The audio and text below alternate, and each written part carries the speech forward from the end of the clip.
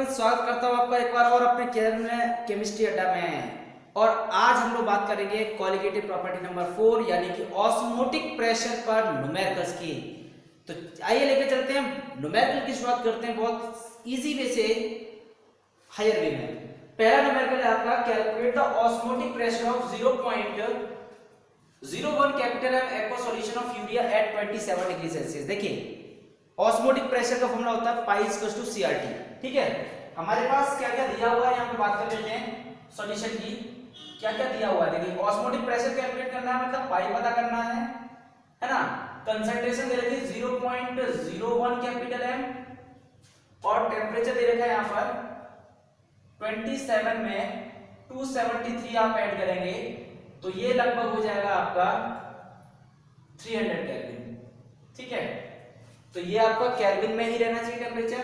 Osmotic pressure का formula क्या होता है, pi is equal to C R T. क्या आपके पास सी दिया है, आर हमें पता होता है, टी हमारे पास दिया हुआ, बिल्कुल सही। देखिए तो हमारे पास क्या लगेगा यहाँ पे, पाई इज इक्वल टू सी कितना है 0.01 इंटू, देखिए आर कौन सा लगेगा, आर की कई सारी वैल्यूज होती हैं अकॉर्डिंग टू कंडीशन। यह वॉल्यूम चूंकि लीटर में रहता है तो आप लोग को लीटर के अकॉर्डिंग हमें लगानी पड़ेगी, तो इसकी वैल्यू होती है आर की 0.0821 लीटर एटमॉस्फेयर पर केल्विन पर मोल, है ना। मोल का भी इस्तेमाल यहाँ पे क्या करना है, तो 0.0821 लीटर एटमॉस्फेयर पर केल्विन पर मोल और टेम्परेचर कितना हो जाएगा 300 केल्विन। तो आफ्टर कैलकुलेशन जो आपके पास पाई जो निकल के आने वाला है तो वो निकल के आएगा 0.246 atm। देखिए क्योंकि हमने यूनिट जो आर की ली है, आर की यूनिट पर ही डिपेंड करेगा प्रेशर की यूनिट, क्योंकि लीटर एटमॉस्फेयर पर केल्विन पर मोल था इस तरह से, तो हमने आगे लिया इसको। तो उम्मीद करता हूं डाटा बहुत सिंपल से दिया हो, तो बहुत छोटा सा न्यूमेरिकल है, ज्यादा लंबा न्यूमेरिकल नहीं, एक नंबर का न्यूमेरिकल अगर पूछा जाता है कोई दिक्कत नहीं आएगी आप लोग को। आइए बात करते हैं दूसरे न्यूमेरिकल की। दूसरा न्यूमेरिकल में क्या है कि आपको क्या दे रखा है, 0.025 moles of glucose are dissolved in 500 ml of solution. तो देखिए यहां पर आपके पास नंबर ऑफ मोल्स कितने दिए हुए हैं 0.025, ये नंबर ऑफ मोल्स दिए हुए हैं ग्लूकोज के। वॉल्यूम कितना दिया हुआ है 500 ml, 1000 से डिवाइड कर लीजिए, आपके पास क्या मिलने वाला है, ये डिवाइड कर दिया हमने तो 0.5 लीटर मिलने वाला है। टेम्परेचर कितना दिया हुआ है यहाँ पर, टेम्परेचर दिया हुआ 20 प्लस 273, कितना हो जाएगा ये टेम्परेचर आपका 3 5 और 2 7 3 और 7 2 9 293 केल्विन हो जाएगा। और इसके अलावा आपको कैलकुलेट करना ऑस्मोटिक प्रेशर। देखिए एक्चुअल में क्या होता है formula, pi is equal to C R T, अगर जरूरत पड़ जाए तो क्या हो जाता है pi is equal to N over V R T. देखिए हमारे पास क्या क्या एन दिया है, वी दिया है, आर की वैल्यू पता हो तो टी दिया हुआ है। सिंपल सा क्या करना है आप लोगों को, नंबर ऑफ मोल्स है 0.025 अपन वॉल्यूम है 0.5 लीटर और आर की वैल्यू 0.0821 अपॉन हमारे पास अपॉन तो सॉरी कुछ है ही नहीं, इनटू टेम्परेचर कितना 293 केल्विन। तो जब आप कैलकुलेशन सॉल्व करेंगे इसको, तो कैलकुलेशन सॉल्व करने के बाद आपको पाई जो मिलने वाला है आफ्टर कैलकुलेशन, वो पाई मिलेगा 1.2 atm, 1.2 atm, ये आपका सॉल्व करके हो जाएगा। तो देखिए आपको नंबर ऑफ मोल्स के टर्म में किस तरह से दिया हुआ, तो मैंने आपको बता दिया इस तरह से न्यूमेरिकल आप लोगों को बहुत सिंपल न्यूमेरिकल आप कर सकते हैं। अब बात करते हैं थोड़ा सा इंपॉर्टेंट न्यूमेरिकल की। देखिए इस न्यूमेरिकल में हम लोग बात करेंगे न्यूमेरिकल नंबर 3 में, calculate the osmotic pressure of the solution obtained by mixing 100 cc of 1.5% and solution of urea and 100 cc of 3.42% solution of sugar at 293 kelvin. Molar mass दोनों का दिया हुआ है और जो भी यहाँ परसेंटेज दिया हुआ है वो मास अपॉन वॉल्यूम परसेंटेज दिया हुआ है, जरा ध्यान से देखिएगा। एक्चुअल में आप लोगों को ये क्वेश्चन जो दिया हुआ है, मैंने एक पहले क्वेश्चन कराया था उस तरीके से करना है। यहाँ पर दो सॉल्यूट दिए हुए हैं, एक सॉल्यूट आपका क्या है यहाँ पर, एक सॉल्यूट यहाँ पे आपका है यूरिया है, दूसरा है यहाँ पर एक यूरिया है और दूसरा 100 cc सॉल्यूशन है शुगर का। एक्चुअली दो चीजें यहाँ पे मिक्सअप है, तो दोनों चीजें अगर आपकी मिक्सअप है तो दोनों के अकॉर्डिंग ही क्वेश्चन जब भी होता है तो आप लोगों को दोनों के अलग अलग के number of moles find out करने होंगे। देखिए ध्यान दीजिए, आप लोगों के पास अगर दो दो सॉल्यूट पड़े होते तो आप दोनों सॉल्यूट के नंबर ऑफ मोल्स निकाल लीजिए। ये तरीका मैंने आप लोगों को पहले वीडियो में बताया। चलिए स्टार्ट कर लेते हैं इसमें।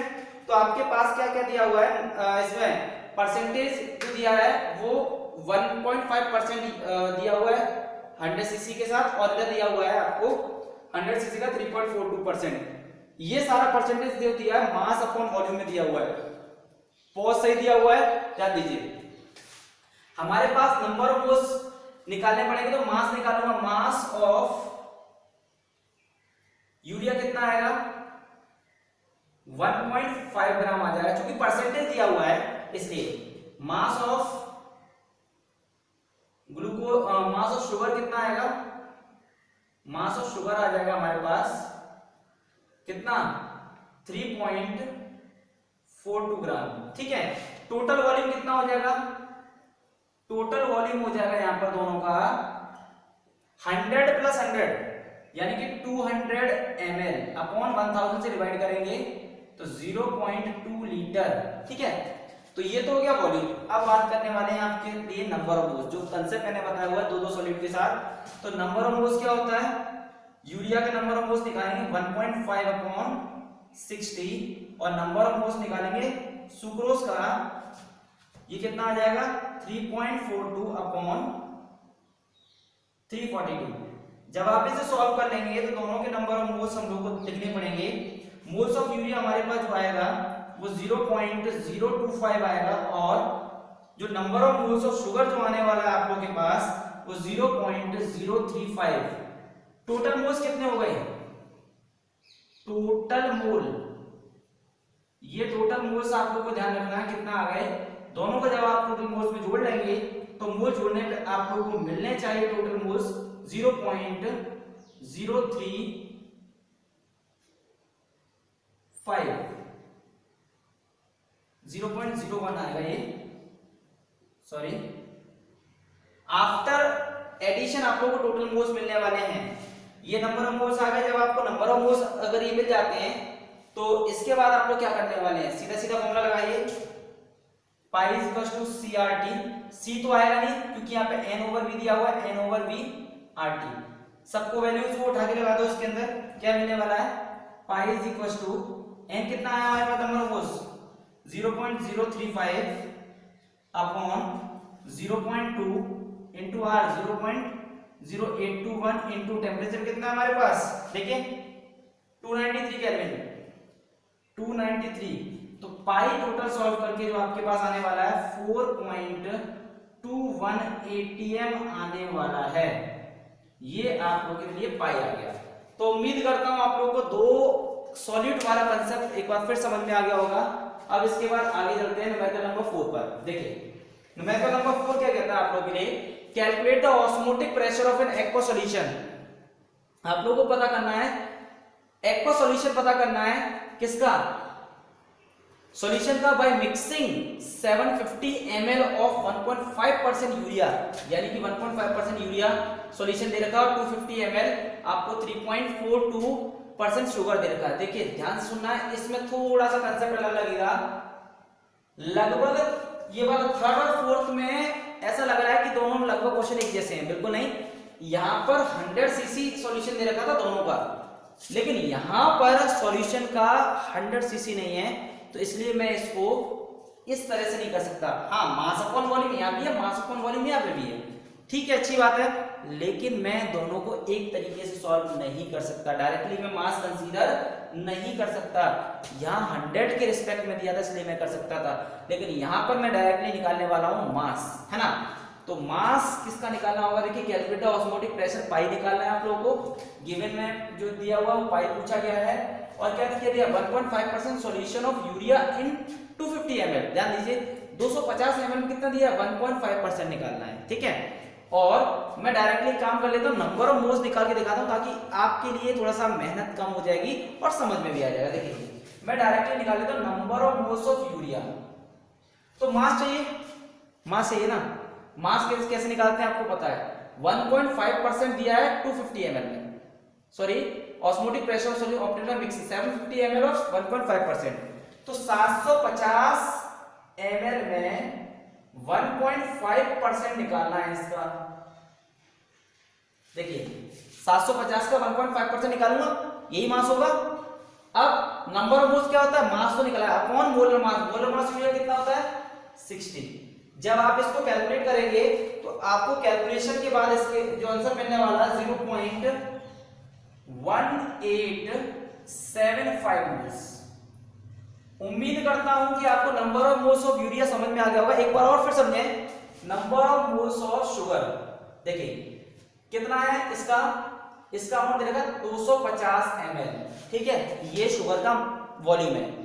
इस 250 ml में कितना परसेंट है 3.42%, तो इसका मैंने निकाल दिया 3.42% निकाल दिया, ठीक है।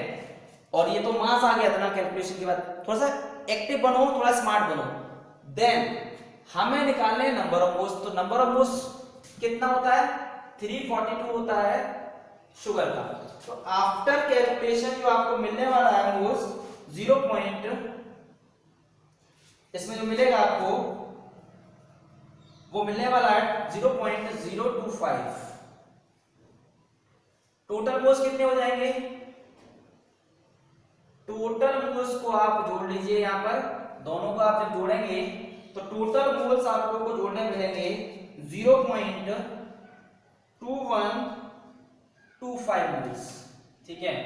ये तो उम्मीद करता हूं कहानी आप लोगों को मोल्स निकालने की आ गई होगी काफी कम स्पेस में, ठीक है। अब आप लोगों को बताने वाले टोटल वॉल्यूम कितना हो जाएगा। टोटल वॉल्यूम कितना हो गया, टोटल वॉल्यूम हो गया बच्चों आप लोगों के पास 750 ml प्लस 250, मतलब 1 लीटर हो गया। 1000 ml को मैंने डायरेक्टली लिख दिया लीटर में। अब अपन को क्या करना है, pi is equal to CRT, pi निकालना है, C नंबर ऑफ मोल्स, इसको हम n/v कर देते हैं डायरेक्टली ताकि स्पेस बच जाएगा। नंबर ऑफ मोल्स कितने आ गए 0.212 अपॉन वॉल्यूम कितना 1 लीटर इनटू 0.0821 लीटर पर एटमॉस्फेयर पर केल्विन पर मोल इसकी यूनिट होती है। देन टेंपरेचर कितना दिया है 293। आफ्टर कैलकुलेशन जो पाई आपका सॉल्व करके आने वाला है, तो पाई आपका जो सॉल्व करके आएगा वो आएगा 5.180 m सॉल्व करके आएगा। ये आपका हो जाता है पाई सॉल्व करके आने का। तो उम्मीद कर रहा हूं तीसरा चौथा न्यूमेरिकल में आपको डिफरेंस समझ में आ गया होगा। यहाँ चूंकि 100 के लिए दिया था, तो 100 के लिए जब कोई चीज दी होती है परसेंटेज में तो सिंपली उसमें कैलकुलेशन की आपको ज्यादा आवश्यकता नहीं होती, लेकिन यहाँ 100 नहीं था, 750 ml और 250 ml के लिए था, तो मुझे मास निकालना सिंपल तरीके से आता है तो निकाल लिया। Then directly number of moles निकालना आपको सिखा दिया। देखिए अब बात कर लेते हैं लास्ट न्यूमेरिकल के इस वीडियो पे।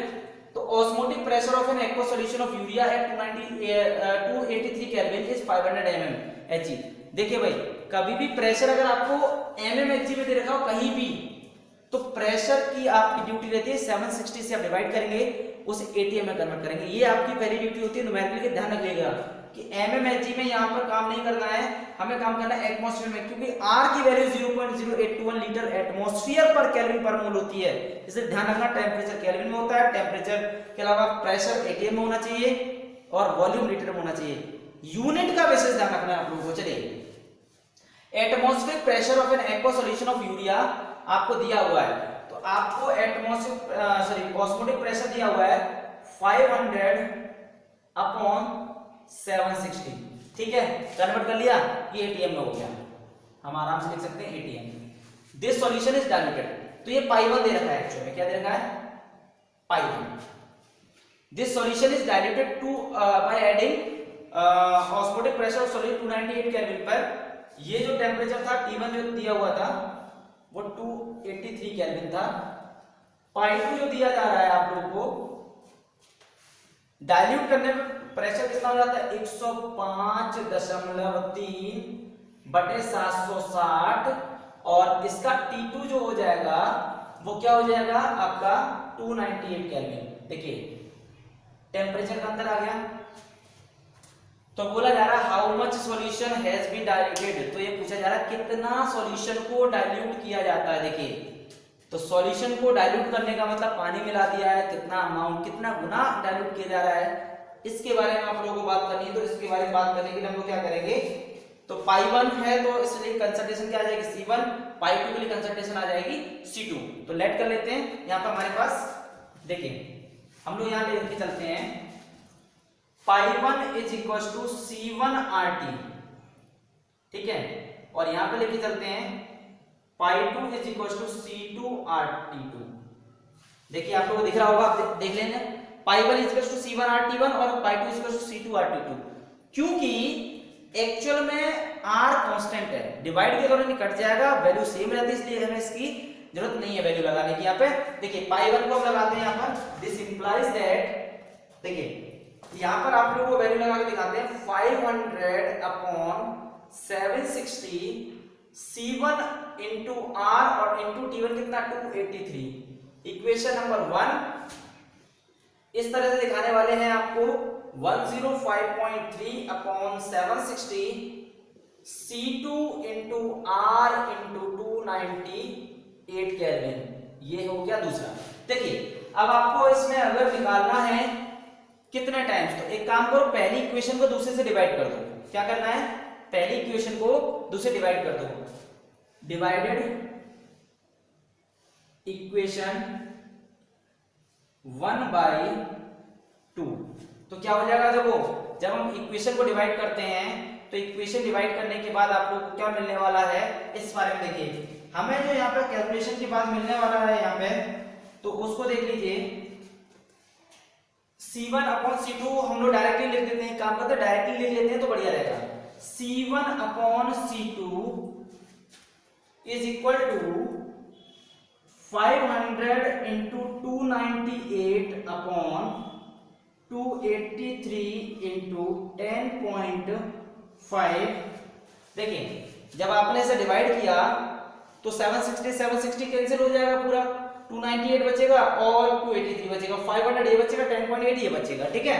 जब हम डिवाइड कर देंगे प्रॉपर तरीके से तो ये कितना आएगा 5, यानी कि जब आपके पास C1 अपॉन C2 5 आता है तो इसका मतलब क्या है, C1 is equal to 5 times of C2। इसका मतलब समझ लेना जरा, C1 मतलब इनिशियल कंसंट्रेशन, C2 मतलब फाइनल कंसंट्रेशन, तो C1 is equal to 5 times of C2, मतलब कितना गुना डाइल्यूट किया गया, इसको 5 गुना ज्यादा डाइल्यूट किया गया इस कंडीशन में। उम्मीद करता हूं आप लोगों को ऑस्मोटिक प्रेशर के न्यूमेरिकल समझ में आए होंगे।